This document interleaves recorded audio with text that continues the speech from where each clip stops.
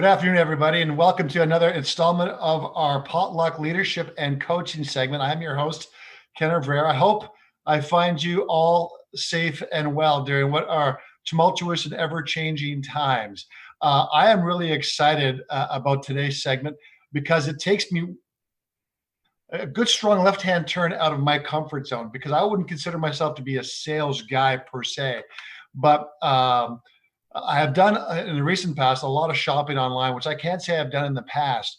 And my thoughts automatically sort of dovetailed to this gentleman and the world of sales and how it's being affected by this global pandemic, and what will the new normal look like for those in the sales industry, and how do they capture that connection that they seem to require to be successful in their industry. So without hesitation, I'm excited to have Tim Chapman join me. Tim, thank you for joining me today. I appreciate you joining. Now, you are absolute pleasure. Now?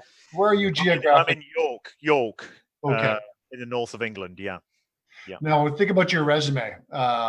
There you are. You're an author, and we're going to get into that as well. But you're currently the managing partner of sales or EQ Limited, chairman of the Education Universities Committee of the Association of Professional Sales, and a lecturer in international sales management at the University of York. So you have a resume.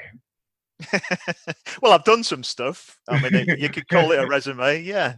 I like to do lots of different things, Ken, and I get sort of interested in something and I end up going down that channel. I've been very, very lucky in my career. So and there's a necessity in your career, in your field, to be agile and the ability to adapt. And while we talk about change, we shouldn't lose sight of the fact that change is constant. And so this isn't novel to the industry that you specialize in, is it? No, I mean, you can see from the grey hair that I've been around a while and been through a few twists and turns in my sales journey. You know, when I entered sales was late 80s in a massive recession. So, and we've had one or two bumps in the road along the way. I think this one, though, feels a little bit different, and I think makes people a bit more isolated and brings more challenges in terms of, selling is about relationship and human interaction. And you're sort of removing some of that by putting this thing in place. And I think a lot of salespeople feel challenged by that. And sales is so instinctual and relationship building and organic in nature, is it not? Yeah. So I think you're kind of almost removing that opportunity to make that connection early on. So you come straight into this world, into a Zoom world, or a video world, where you don't have that shake of hands, the coffee, the chat before you get to the meeting. That's all removed. So you're immediately in two steps. And for a lot of relationship-based sellers, that's tough for them, to deal with that. Now, I want to get into the depth of what you do, what you specialize in, and also the timing of your book. But I want to show you, as soon as I start preparing for our chat, I immediately thought of a commercial that I had seen years ago. Now, this is a 30-year-old commercial. Okay, and it comes from United Airlines. And so I'm going to play it here and tell me what you think. I got a phone call this morning from one of our oldest customers. He fired us. After 20 years, he fired us. Said he didn't know us anymore. I think I know why. We used to do business with a handshake, face to face. Now it's a phone call and a fax. Get back to you later. With another fax, probably. Well, folks, some things gotta change. That's why we're gonna set out for a little face-to-face chat with every customer we have. But Ben, that's gotta be over 200 cities. I don't care. Thanks. If you're the kind of business that still believes personal service deserves a lot more than lip service, welcome to United. Larry. Lewis. That's the way we've been doing business for over 60 years. Ben, where are you going? To visit that old friend who fired us this morning. United. Come fly the friendly skies. Reminds me of one of my old managers, that guy. I was struck by that because when you think of sales, you think of a focus on numbers, a focus on productivity, almost at the expense of the personal relationship you see there. Now the tide has certainly turned where in all industry, but especially a person-to-person and relationship building industry in terms of sales, you almost have to relearn to ride a new bicycle, do you not? Yeah, I do. I think the salesperson today has to be much, much more creative than Mm. they used to be.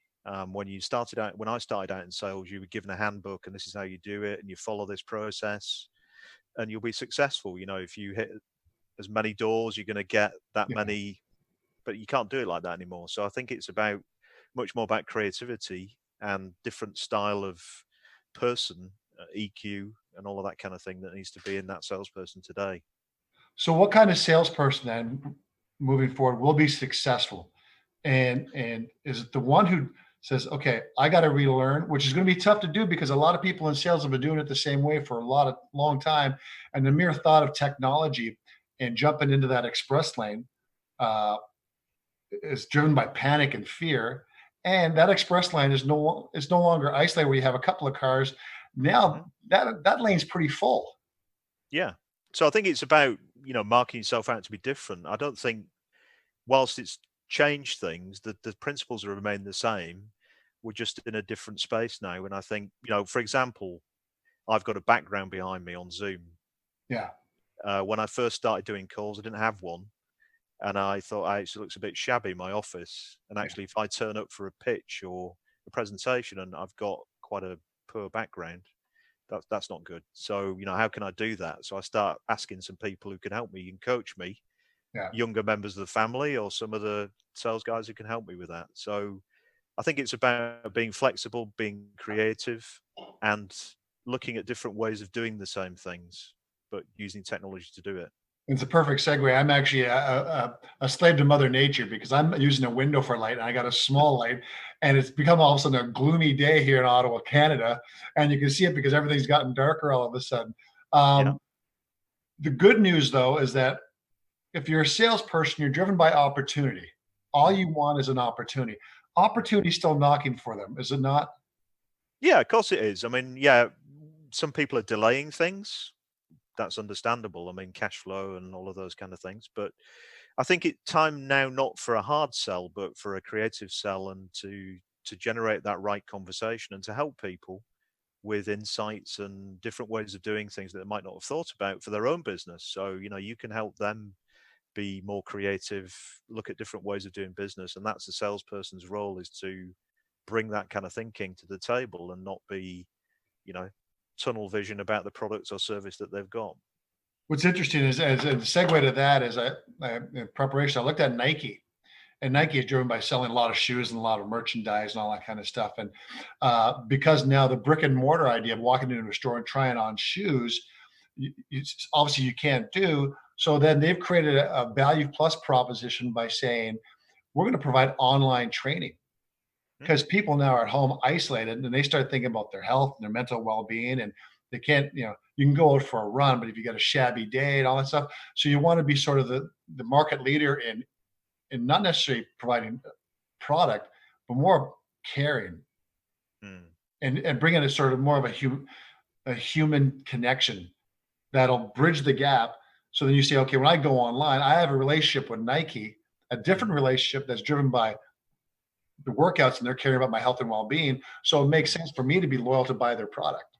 Yeah, I think that needs to be authentic. I mean, I think there's a lot of kind of COVID advertising going on and sales patter, which you get the LinkedIn emails with the, are you okay and all that, which is totally fine. But then they use COVID to kind of lead a sort of softy bit into a hard sell, and then it, So I think you need to have the right emotional intelligence to work around that and sell in an intelligent way, not in a traditional hard sell way. Now, you authored a book called The Salesperson's Secret Code. Has the secret code changed dramatically since you wrote that book? No, I think, great salespeople endure. Great salespeople are the one who are resilient, which is in the book. They're creative.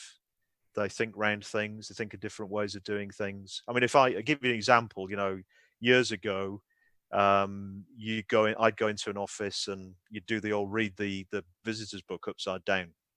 Right. So you'd be looking for who's the competitor that's been in there, or you'd be reading the PR book in reception, wouldn't you, before you went into the meeting? So you'd just be flicking through a few things to see if you could find some things if you got stuck in the meeting as a silent. Now you you'd use LinkedIn or Facebook or some other technologies to do the same thing. So I think the techniques have remained the same and the creativity. It's just about how you use the different technology to achieve the same end. And I think to just say, I can't do technology, or the customer says COVID-19 has delayed things, isn't really a good answer. You just need to find a way around that. Otherwise, you're just going to be sitting there for 3 or 4 months, and some competitor will come in, or a better sales guy will come in and have that conversation with them that you're not having. Now, a new book that you've recently released or about to release is Coaching Winning Sales Teams. How is that different from the previous? And I sense that what's going on is that with sales, it also used to be a very nomadic, isolated, get on the road and go bang on doors. But now it's more collaborative, and maybe the onus isn't on the salesperson. The onus is going to be on leadership and management to reset the table, reset the landscape, and retrain. And because if you set them up to fail, they're going to fail. And so the onus may have shifted towards leadership and management. Is that a fair assertion? Yeah, and I think the book wasn't written with this. Obviously, this happened. It was published a couple of weeks ago, which is either good or bad timing. In fact, I think it's been quite nice because people have had some time to look at it and read it because they've been out of work. But I think it's about the coach. To me, the sales coach has never been more important than in this time. Particularly now, we have a lot of isolated salespeople sat at home, struggling with motivation, struggling with their own mindset and how they deal with it, struggling with well-being, having done 7 Zoom calls in one day. It's not a great experience, as you know. You start to lose reality, and your head's throbbing with all of this activity going on. So I think the coach has a very important role now, the sales coach, in actually doing, addressing some of those issues. So the idea of that Glengarry Glen Ross scene with Al Pacino and Alec Baldwin, right? Yeah. You get a car, you get steak knives, or you get fired. Yeah. That all or nothing approach obviously isn't going to work today. Well, it works, but it only works for a short period. And it's like the same with sport, isn't it? I mean, you can have that, throwing the teacups around the thing, but that only works if that is a rare thing. I think, if that's just a one and well, normally Ken's different now. That's a bit of a shock, and you need that every so often. But you can't. I think that's not sustainable long term. That kind of, because people just go, oh yeah, he's just shouting at me again, and nothing happens. So, I don't think that technique works today. So how do we now? We're disconnected in a way towards a relationship building face to face, but we're still connected. How do we turn that connection into a personal connection? If you walk in and all of a sudden, Tim, you're responsible for getting this team and recalibrating, resetting them, and getting them prepared for the next chapter. What's your to-do list look like? Well, I think I've been coaching some teams recently, actually, and some of the things I've been working on are really around the motivation of them and trying to get them re-energized. Sure. Because again, as we talked, it's a tough gig having to make all those calls. Really getting them to think creatively about how to create the customer relationship. And I actually did a couple of pitches myself, which didn't go too well on Zoom.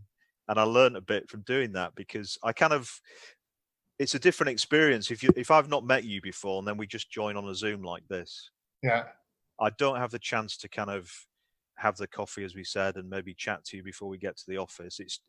What I'm finding is it's straight in. There's very little introduction. It's just like bang. Okay, what have you got to say? Yeah. Whereas, when we're in the office, we're looking at stuff on the wall, or we might be talking about football or whatever it might be, soccer, and there's a bit of a relationship thing there. Now it's straight into, well, what's the value proposition? People, how do you engage them on the other side and keep them? I mean, I had one guy started yawning. He'd obviously done a lot of calls. I was very boring. I don't know which it was, I think.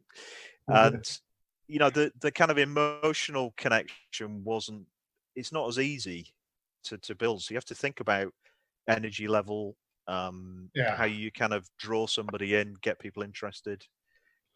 What sort of media are you using? You know, can you bring in some slides? Does that work? Because immediately bring slides in, your little face goes to the small box at the top, and you can't see everybody, can you? So you don't get that eye contact unless you know how to use the technology. So you're kind of losing the ability to read somebody on video. So I don't know if that answered the question, long-winded answer, but it does. And I think I want to go back to the idea that opportunity is knocking. There was a plate tectonic shift in the 70s where it was sort of that pyramid mindset where the CEO would, a decree would come down from the CEO and it'd come down and he'd say jump and everybody'd say how high.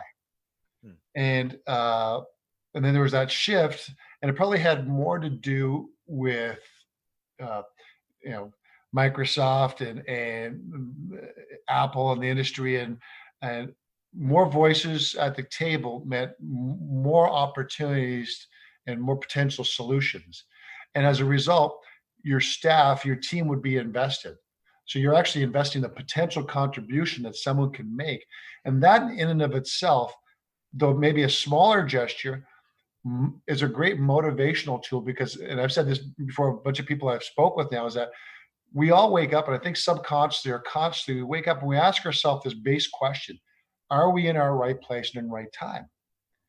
And I think that question, that answer can be influenced by what kind of environment you're spending a significant amount of time in. They say that we have, psychologists say that we have over 50,000 thoughts in our day running through our mind. Well, if the first thought is I'm in the wrong place and wrong time, then there's going to be a cascade effect. But if you're coming from a work environment where you're set up to succeed and you're invested in, then you're more apt to say yes, or maybe not, but I'm close to being in my right place in my right time. So a lot of it's psychological, a lot of it's emotional, is it not? Yeah, I think at this time it is. And I've actually picked up a lot of work in recent times around this virtually coaching people. Yeah. Because I think a lot of companies want to give that feeling to their employees that they are supporting them through this. Yeah. I think they recognize that they may not be as good at doing this in terms of, there may be a traditional line manager type sales manager who doesn't actually get the coaching thing so well, and therefore needs to bring some people in to address that and get the guys re-energized and moving forward. And some companies that I've worked with, this is the only way they've ever sold. I mean, I've been working with a couple of startups where they were ahead of the curve. They never physically met the client. In fact, I negotiated with one client in Hong Kong on WhatsApp. So, I didn't really know what WhatsApp was until the guy said, well, we need to negotiate on it. I said, okay, let's go with it. Yeah. So if that's the way the customer wants to do something, then you engage with that and go with it. So I think it is about that flexibility that I'm not overly keen on the word agile, but it's the ability to not get stuck in your rut, one way of doing it. And, a lot of the guys you're coaching are stuck in a rut. They go, well, COVID-19 means I can't talk to anybody for 4 months. Yeah. Okay, so we're going to wait 4 months. Well, and nothing, 4 months of competitors coming in and cutting your grass. Yeah. So what can we do? What can we do something like this? Could we do a webinar? Could we think of a creative way of making that connection with somebody? I've probably made more connections over the last couple of months, 3 months, because I've actually had a bit of time to do it. I've thought of creative ways of doing it, and people are actually receptive because they want that human interaction and to think of new things when they're in a time when, it's a bit unstable. So I think there's lots of opportunities there. That shift, that paradigm shift, and almost there was a time people say, I'm too busy. I'm trying to run a business here. Yeah, exactly. I got responsibilities, and now you want me to go to WhatsApp? What the heck is WhatsApp, or what the heck is Zoom, and all this stuff? Yeah. And now they've got, again, an opportunities knocking where now they don't have to go into the brick and mortar. Now they can go online, and now the value of their time and what they're getting back for their investment far more significant, as long as they're patient and they know that there's going to be some pitfalls along the way. But it's a natural part of the progression of becoming sort of, I hate saying agile, but I'll say the 4 stages of learning, where you're comfortably incompetent because you don't know. But then the light comes on and you realize, wait, I don't know, but I better learn. I better need to know if I want to stay competitive and stay successful. And it's part of our DNA. It's part of our ability to survive. Yeah, I think that came out in the 2 books, the research for the salesperson secret code. The great performers are the ones that remain curious, always looking for new ways of doing things. And it's about maintaining that conversation. So with a customer, it's a conversation that will have many ebbs and flows. Yeah. And it's how you create that conversation using multiple media, be it LinkedIn, be WhatsApp, Zoom, however you're doing it. Yeah. And the same with the coaching book. The great coaches like yourself, they're constantly looking at new ways of doing things, or they're looking at, we went and spent some time with the ballet company in Leeds, because Tony Smith, who co-wrote the book with us, is a rugby league coach. He wanted to go and look at how dancers use poise to escape a tackle. He employed a wrestling guy, a judo guy, for doing in terms of when they go down and hold. It's about the time, how quickly can they get out of that to get back up and play the rugby ball, or how much energy are they expanding in being down on the floor, and can they find a quicker way of doing it? So it's about always looking for those new ways of doing things and bringing that into your own game. That is fantastic. I'm actually very fortunate. Next week, I'm going to be meeting up with Dr. Chantal Lucier, and she's essentially a psychologist. She was actually, though, at the Winnipeg National Ballet. And I'm really looking forward to connecting with her and getting her thoughts on her segue from that part of that chapter of her life to what she does now, where she's consulting and doing mental preparedness work for NHL hockey teams and Olympic athletes. And a lot of people think that there's no overlap, where there is a distinct overlap. In fact, those who enjoy a great overlap enjoy greater success because they know what poise is. They know how to collaborate. They know about being able to navigate treacherous waters and succeed. And I think those who learn that, and it is something you can certainly learn, those who learn it will be successful. Yeah, and I think, the role of the coach is to stimulate that in the coachee. So, the people I've been working with over the last couple of weeks is, okay, how can we get creative? What have you tried? What could we try? What could we do differently in the Zoom world that I've had so many comments about this background. It's just a tiny thing. Every time I come on a call, somebody says, "Where's that?" Yeah. And that's like that's like the immediate connection, isn't it? You want something that is a talking point. In order to start that relationship, rather than just coming in cold and then you're straight to business. Finding common denominators is so important. Connectors. That's why part of the reason subconsciously why I played that commercial. Yeah. Because I know that you might find it entertaining and insightful, and then you may end up sharing it with your followers and people who are supporting you, and go, wow, times have changed. But at the same time, the end goal remains the same. You want to show an authentic desire to connect. Because if you're not, then you're happy with one sale. But if you're really there and you're authentic, then you're thinking about the modular relationship where you're going to build. And any coach who says, well, someone's not coachable, likely didn't exhaust all their avenues, because you can't exhaust all the avenues. There's always some way. Of course there is, yeah. I mean, I used to do a lot of training workshops, probably like you in the days when you could do the training workshop, which we can't do at the moment. But you come in the training workshop and you see the person with the arms folded. Yeah. 16 years. I've 16 years in sales, me. You can't tell me anything. Yeah. So that's, to me, is like, okay, there's a challenge. Yeah. By the end of this session, we're going to find something that we can engage on. And like I had one guy who said, look, I'm not on LinkedIn. So, okay, that's a bit stupid in my view, because you're missing a trick.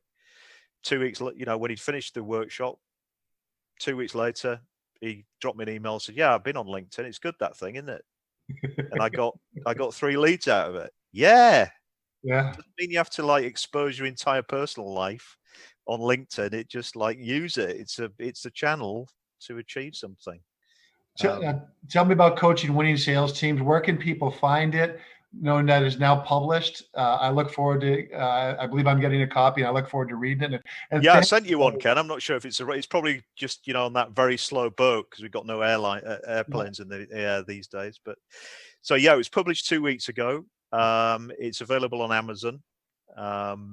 They're now in stock because we ran out of stock for a couple of weeks. But we're in stock now. And we're also producing a podcast. So you're going to be a guest for me in the beginning of June on that podcast. So we've got that on iTunes and Spotify as well. So that's outstanding. Well, the closing question, let's quantum leap forward in time. Usually it's back in time. Let's quantum leap forward in time. A year from now, what does the sales landscape look like? What does the new normal look like? I think the new normal will include an element of where we are today. That will be integrated in what we do. So maybe some of the meetings will be on Zoom. Yeah. We'll still filter in some of the old techniques around it, but I think we're going to be in a much more virtual world. Getting team dynamics as well is something that will probably stay like this way. So a lot more people working from home, managing that. I've been fortunate to have worked from home for most of my career, but I know for a lot of American and Canadian companies, that's not necessarily in the mindset. They like to be in a office space and all together. So that I think is going to change radically. So I think there is some things will stick. This technology saves an airfare. Yeah. I think some people were making unnecessary trips just to go and have a jolly in New York, which I used to love, but that's by the by. So I think there'll be some of that will be stripped out. Companies will see an opportunity to cost optimize, and sales teams will have to get used to this new technology. They'll have to work more effectively with their marketing teams to integrate that conversation with the client in a much more integrated way, and learn how to live with it and to survive and prosper, which they will, the good ones, because they'll. And I think the irony is that some people will fear change, but the change will actually bring us back to our roots of being able to connect in a different way, in a different medium, but to connect on a more personal level that features authenticity. Yeah, no, I agree. Yeah. Wow. Hey, Tim, thank you so much. And I look forward to joining you on your podcast. I look forward to reading your book. I wish you nothing but success, and I wish you and yours safety and to stay well during these ever-changing times. Yeah, and hopefully I get to come to Ottawa again and do some cycling. Come to Nation's Capital. Don't do it in the wintertime. This whole idea of skating on the canal is a lot of fun. Trust me, it's not. Yeah. Let's just do summertime with a lot of festivals and enjoy a drink. Yeah, sounds good. All right. Stay safe. All right. See you, Ken. All right. Bye. Chapman, overseas and a sales guru and author and a go-to voice when it comes to that subject matter. Next Monday, I'm really excited because we have Brad Shaw, former Ottawa Senators captain, 67s captain, and present day assistant coach with the Columbus Blue Jackets, who will be joining us. We're going to talk coaching and leadership and how you can take how they break their NHL season, a long 82-game season, into chapters, into segments. So it's not an all or nothing affair when it comes to trying to succeed in the uber competitive world of professional hockey in the National Hockey League. Then on Wednesday, Dr. Chantal Lucier, and I'm really excited because she's working with Olympic athletes, she's working with professional athletes, and I love the mental side of preparing and taking on new challenges. Because when I played football, I had some success, but I had no idea how I attained success. I didn't realize until after when I left that it was all about my brain and how I approach things mentally. So I'm really excited about that. So thank you for joining me. I'm Ken Evraire. This is the Potluck Leadership and Coaching segment. Again, Monday, 12 noon at Brad Shaw. And then on Wednesday, 12 noon with Chantal Lucier. Shout out to Chris Corvo, CC, upstate New York, doing that thing you do. Thank you so much, brother. Enjoy your Victoria Day weekend, long weekend here in Canada. I'm not sure what it is in the States. I think it's duck season or something. Nothing, Chris? He's shaking his head no? Nothing? Okay. But to everybody out there, stay safe, and I'll chat with you all real soon. Take care. Bye.